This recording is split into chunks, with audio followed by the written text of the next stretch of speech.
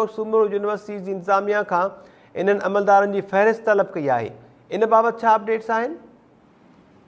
बिल्कुल Mehtab, Sindh high court circuit bench Mehran university Shaheed Allahbakhsh Soomro ji इंतिज़ामिया के OPS आउट ऑफ टर्न ऐं डेपोटेशन ते गैर कानूनी उहदनि ते वेठल समूरनि अमलदारनि जी लिस्टूं 2 नवंबर ते फराहम करण जो हुकुम ॾेई छॾियो आहे। लीड जो डिप्टी मैनेजर आहे रियाज़ अहमद शेख, डिप्टी डायरेक्टर काशिफ दर्स मुलाज़िम आहिनि राव अब्दुराज़िक राजपूत, गुलाम परवर ओडो।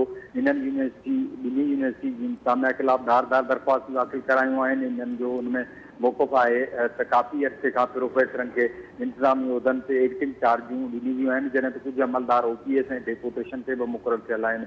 इन्हनि दरख़्वास्तनि ते ॿुधणी जस्टिस अदनान करी मेमण ऐं जस्टिस अदनान इक़बाल चौधरी जी सरबराही में डिवीजनल बेंच कई हुई। उन दौरान अदालत रजिस्ट्रार खां पुछा कई तव्हांखे गुज़िरियल ॿुधणी ते हुकुम ॾिनो वियो हो त इज़ाफ़ी उहदनि जे हवाले सां कानून साज़ी पेश कई वेंदी, उहा कानून साज़ी किथे आहे, जंहिं ते यूनिवर्सिटी जी इंतिज़ामिया पारां काल्ह हिकिड़ो सर्कुलर जारी कयो वियो हो OPS ऐं डेपोटेशन तोड़े इज़ाफ़ी उहिदा रखंदड़नि खे हटाइण जे हवाले सां। उहो अदालत में पेश कयो वियो। उन दौरान दरख़्वास्त गुज़ारनि अदालत खे आगाही ॾिनी त इहो इंतिज़ामिया जेको सर्कुलर जारी कयो आहे इहो इन मामले सां ध्यानु हटाइण लाइ फर्ज़ी जेको आहे सर्कुलर जारी कयो आहे, जंहिंमें इज़ाफ़ी उहिदा रखंदड़ तोड़े OPS ऐं डेपोटेशन ते जेके मुक़ररु अमलदार आहिनि उन जा तफ़सील बि ऐं तइदाद में ॼाणायो वियो आहे।